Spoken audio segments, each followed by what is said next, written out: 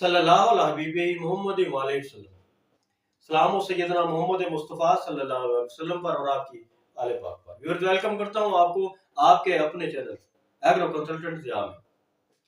दोस्तों, precision farming ये दुनिया की टॉप क्लास एग्रीकल्चर है। इस वक्त अमेरिका में, फ्रांस में, जर्मनी में, इटली में, कनाडा में आपको प्रिसीजन फार्मिंग की बातें नजर आएंगी। हमारे मुल्क में इस वक्त पिकनिक पे काम चल रहा है। दोस्तों, हालात के आगे जो कौमें झुक जाती हैं, मजबूर हो जाती हैं, थक जाती हैं, वो कभी तरक्की नहीं कर सकती। 2011 को बहुत अच्छी तरह मैं जानता हूं। 2011 में कपास का रेट हो गया था 6,000 रुपए, बहुत अच्छी तरह मुझे याद है। और खादें हो गई थी खत्म, मार्केट में खाद खत्म, डीएपी नहीं मिलती थी। वही हालात हो गए जो अब हो गए, खादें महंगी और नरमे के रेट ज्यादा। बिल्कुल यही हो गया। हुआ क्या कि उस वक्त ह्यूमिक एसिड नया नया नाजल हुआ था हमारे मुल्क में। ह्यूमिक एसिड ये आ गया जी, ह्यूमिक एसिड ये आ गया। लोगों ने कहा जी डीएपी की जरूरत ही नहीं है, ओए आग लगा दो डीएपी को, मिट्टी पाओ जी, ह्यूमिक एसिड डाले जी। पता क्या चला एंड में? जीरो का जीरो। ऐसे हाथ जोड़ के इससे जांच हुआ। क्यों? ये तो नामयादी मादा बढ़ाता है जमीन का, इसका तो फसल से कोई तल्लक ही नहीं है। ये खाद थोड़ी थी, बहरहाल एक नई नई चीज आई थी, गुड्डी चढ़ गई, बहरहाल जिम्मेदारों का बेड़ा गर्क कर दिया। फिर आगे मेरे दोस्तों 10 साल बाद 2021, 10 साल बाद रेट कपास का फिर वही 6,000 और डीएपी फिर वही खत्म। खादें महंगी, खादें महंगी। दोस्तों, मजबूर हो गए हमारे जिम्मेदार, खाद लेने की पोजीशन नहीं रही। बजाय की खाद का प्लान दिया कि यार कोई परेशानी की बात नहीं है, खाद का प्लान आ गया। अब क्या हुआ? अब यहां पर आ गई जी आरजी वेट, अब यहां पर आ गई ह्यूमिक एसिड। बहरहाल वही दुनिया, वही बातें, वही नगरी, इन दोनों को अपना ना लीजिएगा।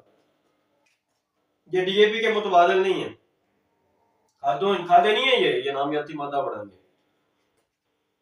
बहरहाल इनके बारे में बात की दोस्तों से कि यार इससे बचना। इसके बाद आ गया जी पिकनिक का मेथड।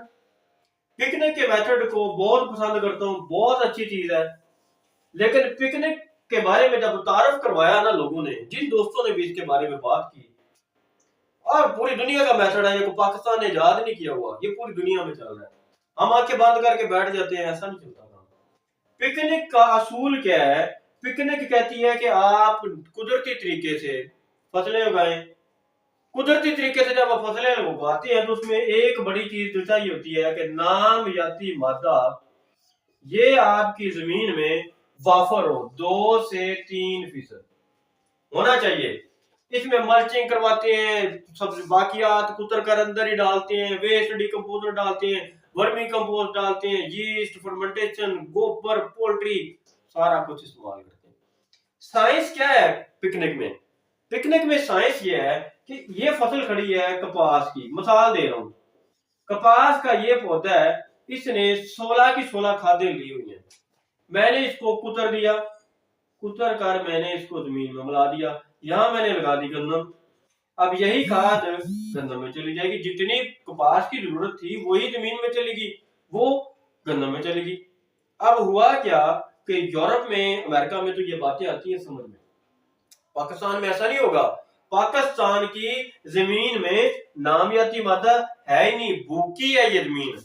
ये ऐसे ही एक बात है, इसकी मिसाल मैं देता होता हूं कि नामियाती मादा जमीन में ना हो तो ये ऐसे ही है कि अगर आप एक भूखे बंदे को रोटी देंगे, उसका पहले मैदा ही भरेगा, उसको तो खुराक नहीं लगेगी ना। लेकिन अगर एक फरबा इंसान है, मोटा ताजा इंसान है, उसको अगर खुराक देंगे वो तो लग जाएगी। भूखे इंसान को, एक बेचारा महीने का भूखा है या 1 साल का भूखा है, सदियों से ही चले भूखा है। हमारी जमीनें तो 100, 60, 70 साल, एक सदी से इनका तो बड़ा गर्क हुआ हुआ है। ये नतायज आपको मतलूबा नहीं मिलेंगे। बहरहाल मैं प्रिसीजन फार्मिंग की तरफ आ जाता हूं। पिकनिक ठीक है, 100% ठीक है, इस पर अमल करें। कुछ गलत प्रैक्टिस हो रही है कि अभी नामियाती बड़ा नहीं है मादा जमीन का, हमने कहा कि खाद के बगैर, तो खाद के बगैर जो लोग काम करेंगे ना, 2011 में जिस तरह हुआ के सड़क की वजह से रगड़े गए, और जिस तरह 2021 में आप लोग पिकनिक पे आ रहे हैं ना, आपका नुकसान ये होगा और उसको बहुत अच्छी नहीं है कि गुजारा हो जाएगा। मैं मिसाल देता हूँ, हमारे, मैं भी हर एक जिम्मेदार घर से तलक रखता हूँ, अपने गांव में चले जाएं, किसी भी जिम्मेदार को देख लें, बगैर खाद डाले, छोटे छोटे जिम्मेदार होते हैं 2-2, 3-3 एकड़ के, कोई खाद बेचारे ले ही नहीं सकते, डाल ही नहीं सकते, लाखों होते हैं, कोई हर गांव में होते हैं, उनकी औसत भी 35 से 40 मन आ जाती है। पिकनिक वाले कहते हैं कुदरती तरीके से हम खाते गोबर शोबर डाल के आपके मन बढ़ा देंगे, रावलपिंडी में आ जाए, मैं रावलपिंडी का रहने वाला हूँ, मेरे इलाके में बहुत सारे यहाँ पर दूध और भैंसों के वो बड़े बड़े हुए हैं, बने हुए शेड बने हुए हैं, मैं आपको दिखाऊंगा, पूरे पूरे एकड़ में एक एक साल से वो गोबर डालते हैं, और जो है ना कभी भी 25 मन से 30 मन से ऊपर नहीं आई कभी। पिंडी में, पूरे पिंडी में पिकनिक ही चलता है, जहां मर्जी आ जाए, मैं इस पे वीडियो बना के ना आपको मेरे घर की छत पे खड़े हो जाइएगा, मेरे घर के पीछे ये पिकनिक बना हुआ है, मैं आपको दिखा दूंगा। ये 35 से 40 मन क्या, वो 25 से 30 मन के ऊपर गंदम नहीं आती है, दाने भी पिचके होते हैं। भाई मेरे प्रिसीजन फार्मिंग कहती है कि पिकनिक पे करो, लेकिन खाद को फौरी खत्म ना करो। जिस पौधे ने खाद खानी, क्यों बच्चा है, एक बच्चा है, उसको आप रोटी दे के तो पाल सकते हैं, लेकिन यार जब दूध देंगे तो फिर फायदा तो होगा ना, आप उसको मिल्क शेक पिलाएंगे तो फायदा तो होगा ना, आप उसको इटली के या वो बड़े सुपर स्टोर में से सुपर फूड देंगे, फायदा तो होगा ना। भाई आप अपनी इन्वेस्टमेंट जो सरमायाकारी फसल पे करेंगे उसका फायदा तो होगा। पिकनिक ठीक है 100% फिर कह रहा हूँ, लेकिन खादों के बगैर नहीं, खादों के बगैर नहीं, और ही ना छोड़ना इसको। अब बात ये होती है कि मैं क्यों कह रहा हूँ, मैं नहीं कह रहा ये भाई मेरे, ये प्रिसीजन फार्मिंग कह रही है। यूरोप में, अमेरिका में, अमेरिका इसी पे चल रहा है, वो कहते हैं नामियाती मादा बढ़ाओ, पिकनिक पे आओ, लेकिन खादें भी दो, खादें कम डलेंगी, थोड़ी खादें डलेंगी, लेकिन आपने अपनी फार्मिंग बढ़ानी है, आपने अपनी पैदावार लेनी है। तो पिकनिक वाले दोस्तों को मैं बता दूं, आपकी कहानियां और किस्से किताबों में लिखे जाएंगे।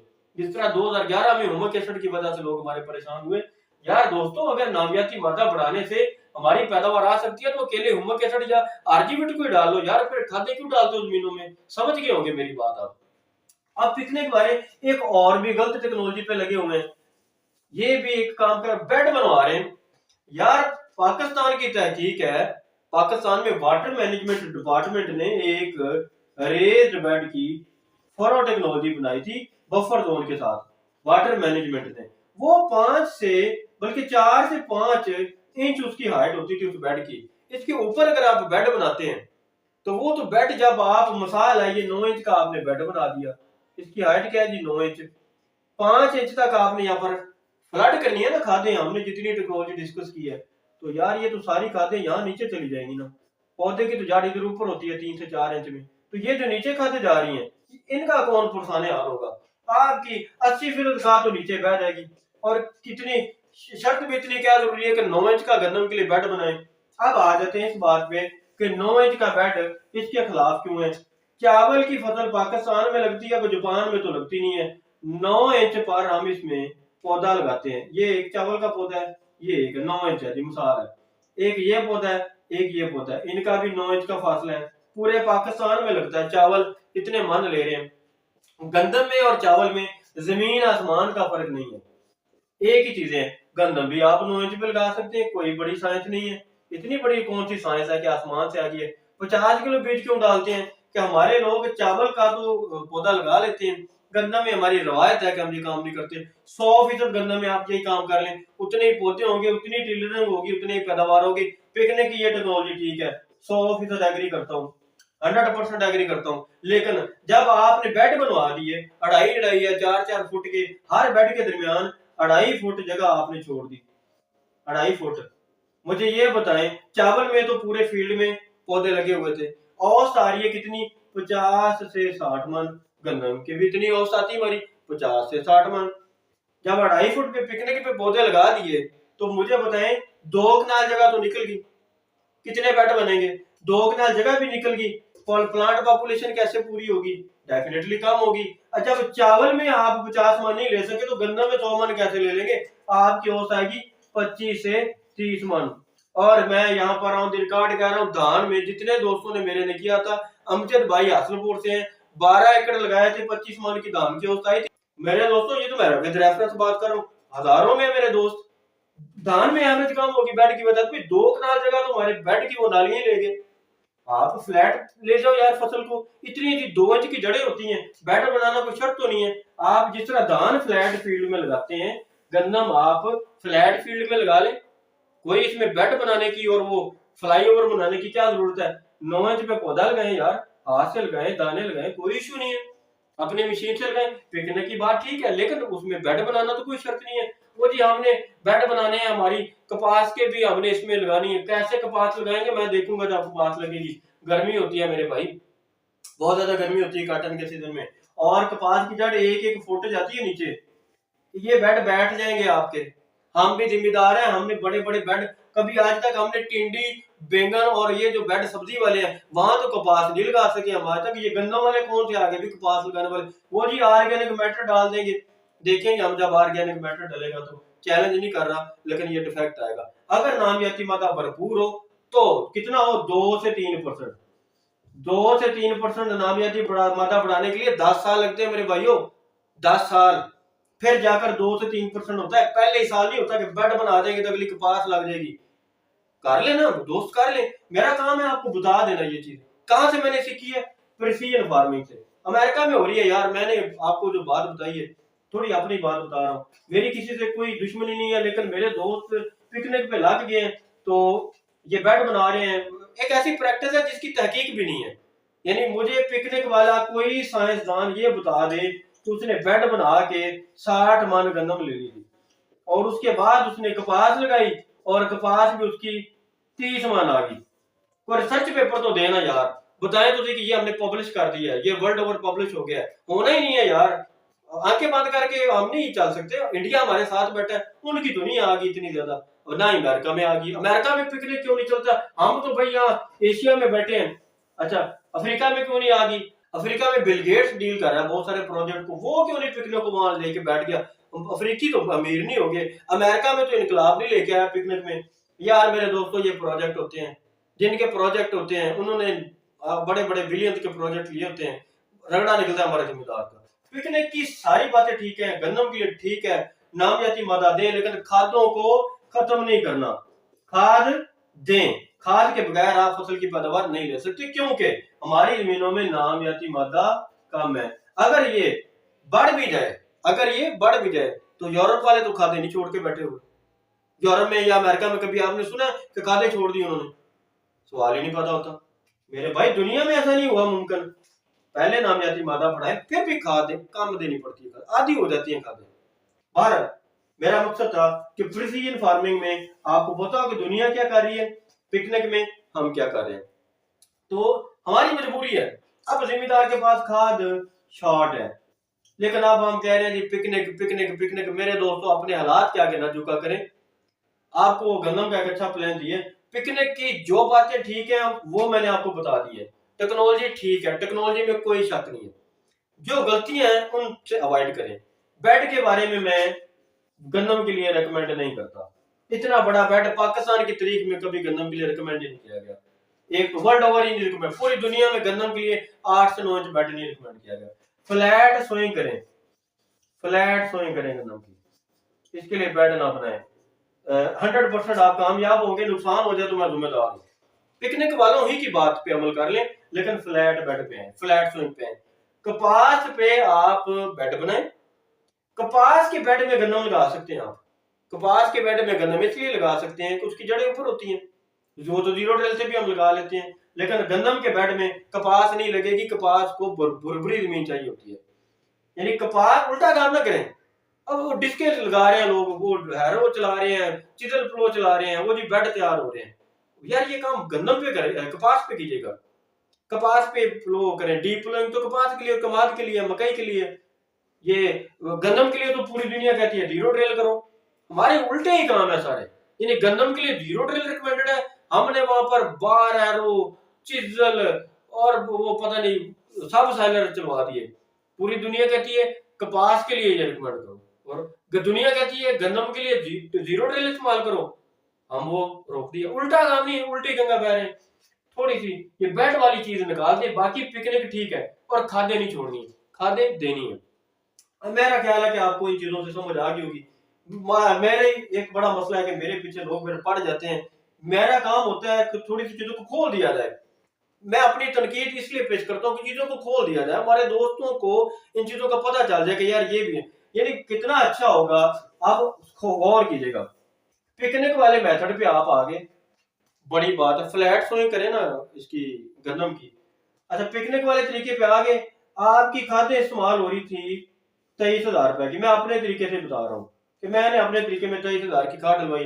पिकनिक पे आ गए, आपने मल्चिंग की, बड़ा जबरदस्त ऑर्गेनिक बढ़ाया, बल्ले बल्ले होगी यार, हम दुनिया के तरीके पे चल पड़े।